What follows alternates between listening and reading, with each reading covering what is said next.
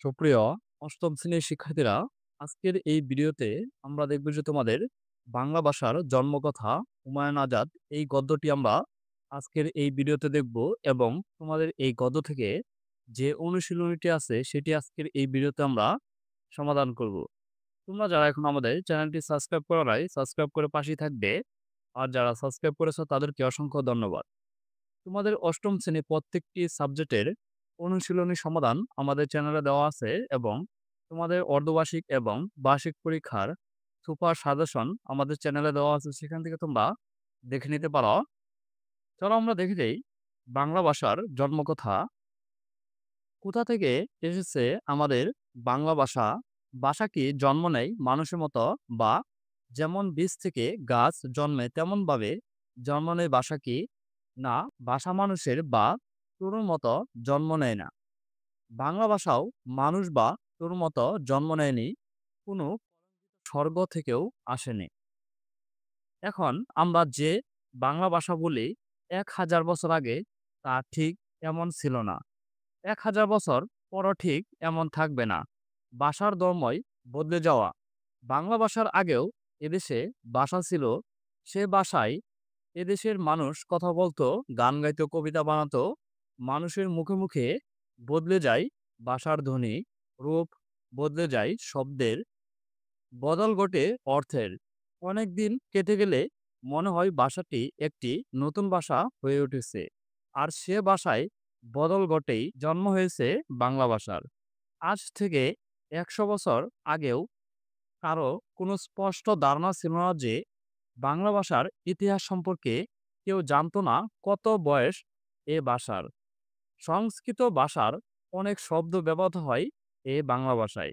একদল লোক মনে করতেন ওই সংস্কৃত ভাষাই বাংলার জননী, বাংলা সংস্কৃতের মেয়ে। তবে দুষ্ট মেয়ে যে মায়ের কথা মতো চলেনি, না চলে চলে অন্যরকম হয়ে গেছে। তবে ১৯ শতকেই আরেক দল লোক ছিলেন যারা মনে করতেন বাংলা সাথে সংস্কৃত সম্পর্ক বেশ দূরের।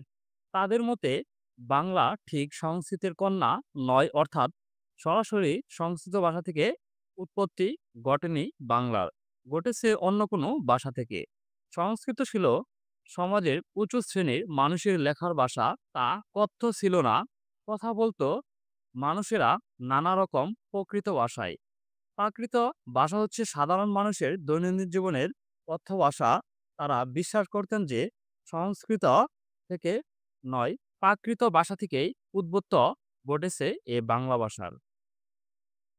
তো আমরা এই যে বাংলা ভাষার জন্মকথা হুমায়ুন আজাদ, আমরা কবি পরিচিতি, লেখক পরিচিতিগুলো জেনে নেই। লেখক পরিচিতি হচ্ছে যে হুমায়ুন আজাদ, জন্মসাল হচ্ছে ১৯৪৭ খ্রিস্টাব্দ, জন্মস্থান হচ্ছে মুন্সিগঞ্জ জেলার শ্রীনগর থানার রাড়ীখাল গ্রামে। পিতৃ ও মাতৃপরিচয় ছিল তার হচ্ছে, পিতৃ ও মাতৃপরিচয় হচ্ছে পিতার নাম আব্দুর রাশেদ এবং মাতার নাম হচ্ছে জুবেদা খাতুন। শিক্ষাজীবন হচ্ছে মাধ্যমিক হচ্ছে রানীখাল স্যার জগদীশ চন্দ্র বসু ইনস্টিটিউশন, উচ্চ মাধ্যমিক হচ্ছে ঢাকা কলেজ, আর স্নাতক হচ্ছে বিএ সমান বাংলা ঢাকা বিশ্ববিদ্যালয়, উচ্চতর শিক্ষা হচ্ছে এমএ বাংলা ঢাকা বিশ্ববিদ্যালয়, পিএইচডি হচ্ছে এডিনবরা বিশ্ববিদ্যালয়। কর্মজীবন এবং পেশা হচ্ছে প্রভাষক ছিলেন চট্টগ্রাম বিশ্ববিদ্যালয়, সহকারী অধ্যাপক ছিলেন জাহাঙ্গীরনগর বিশ্ববিদ্যালয়, সহযোগী অধ্যাপক ঢাকা বিশ্ববিদ্যালয় এবং অধ্যাপক হচ্ছে ঢাকা বিশ্ববিদ্যালয়। সাহিত্য সাধনা হচ্ছে প্রবন্ধ গ্রন্থ, রবীন্দ্র প্রবন্ধ, রাষ্ট্র সমাজ চিন্তা, লাল নীল দীপাবলি, কত নদী সরোবর বা বাংলা ভাষার জীবনী। বাংলা ভাষার শত্রুমিত্র গবেষণা হচ্ছে বাকতত্ত্ব, বাংলা ভাষার নারী তুলনামূলক ও ঐতিহাসিক ভাষাবিজ্ঞান, বাংলা আন্দোলন, সাহিত্য পটভূমি। শামসুর রহমান ছিলেন নিঃসঙ্গ শিরোপা, কাব্যগ্রন্থ হচ্ছে অলৌকিক ইস্টেমার, আর উপন্যাস হচ্ছে ৫৬,০০০ বর্গমাইল, সবকিছু ভেঙে পড়ে, জাদুকরের মৃত্যু, রাজনীতিবিদগণ ইত্যাদি। পুরস্কার পান বাংলা একাডেমি পুরস্কার। আর জীবনাবসান হচ্ছে মৃত্যুর তারিখ 12ই আগস্ট 2004 খ্রিস্টাব্দ। আমরা তোমাদের এই লেখক পরিচিতিটি ভালো করে দেখে নিলাম। তারপর আমরা যে তোমাদের বইয়ের অনুশীলনীটি আছে সেটি আমরা সমাধান করব। এখন দেখো যে শব্দার্থ আমরা এইখানে শব্দার্থগুলো তোমরা দেখে নিবে। এখন আমরা এই অনুশীলনীগুলো সমাধান করি। প্রথম হচ্ছে বহুনির্বাচনী প্রশ্ন। এখানে ৫ টি প্রশ্ন আছে। ১. অনেকেই কোন ভাষাকে বাংলা ভাষার জননী মনে করত? এই ১ এর উত্তরটি হচ্ছে গ. সংস্কৃত। ২ হচ্ছে কোনটি উঁচু শ্রেণীর মানুষের লেখার ভাষা ছিল? এই ২ এর উত্তরটি হচ্ছে খ. সংস্কৃত। তারপর ৩. প্রাকৃত ভাষা। প্রাকৃত ভাষা বলতে বোঝায় এই ৩ এর উত্তরটি হচ্ছে ক. গণমানুষ সচরাচর যে ভাষায় কথা বলে। তারপর হচ্ছে ৪. আর্য ভাষার বিবর্তনের দ্বিতীয় স্তরটির নাম কি? এই ৪ এর উত্তরটি হচ্ছে গ. প্রাকৃত। তারপর হচ্ছে ৫. উল্লিখিত বিবর্তনের দ্বিতীয় স্তরটি সম্পর্কে সঠিক তথ্য হলো। এই ৫ এর উত্তরটি হচ্ছে ক. ১ এবং ২। আমরা তোমাদের এই বহুনির্বাচনী প্রশ্নের সমাধানটি দেখে নিলাম। এখন আমরা এই সৃজনশীল প্রশ্নের সমাধান দেখব। তার আগে তোমরা এই উদ্দীপকটি আমরা পড়ে নেই।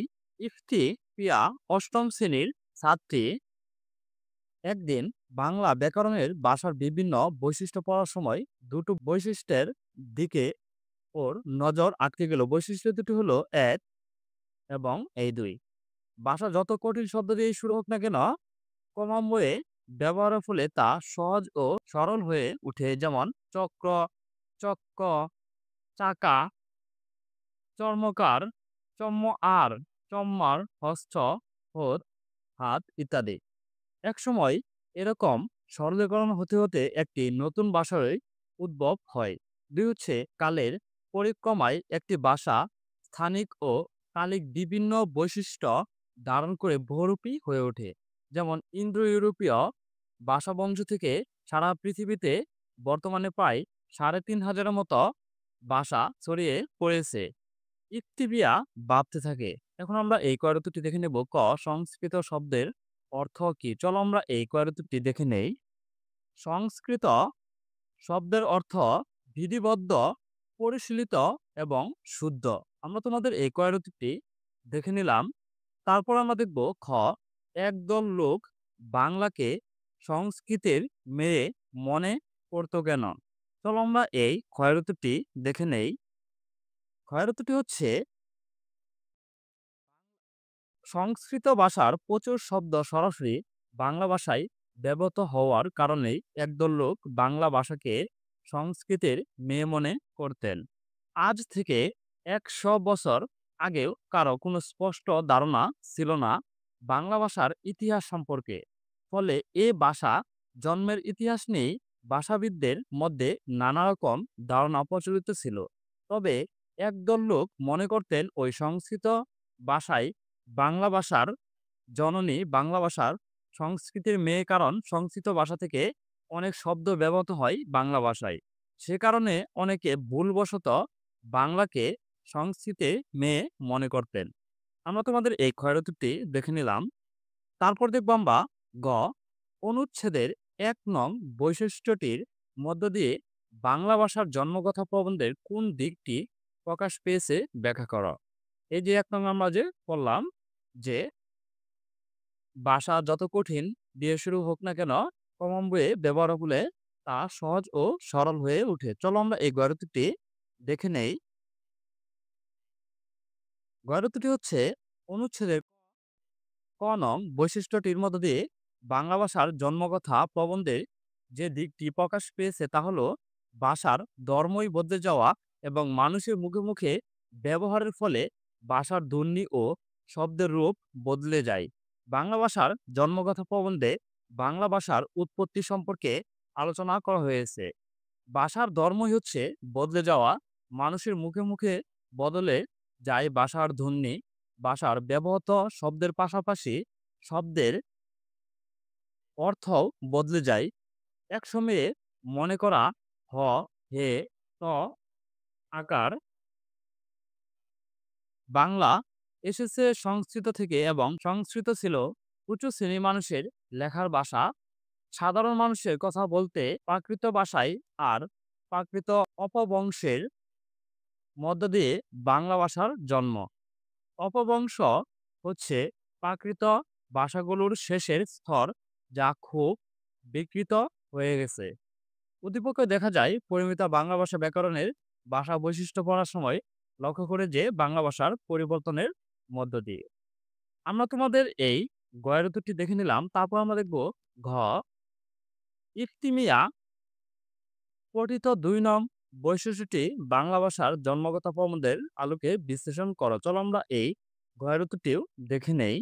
ঘয়ের উত্তরটি হচ্ছে পরিমিতার পঠিত খ নং বৈশিষ্ট্যটিতে বাংলা ভাষার জন্মগত প্রবন্ধে বর্ণিত ভাষার পরিবর্তনশীলতার দিকটি ফুটে উঠেছে বাংলা ভাষার উৎপত্তি সম্পর্কে। বাংলা ভাষার জন্মগত প্রবন্ধে বক্তব্য অনুযায়ী বাংলা ভাষাসহ পৃথিবীর আরও অনেক ভাষার সৃষ্টি হয়েছে ইন্দো ইউরোপীয় ভাষা পরিবার থেকে। এ ভাষা পরিবারের অন্যান্য ভাষার সাথে বাংলা ভাষার একটি যোগসূত্র রয়েছে।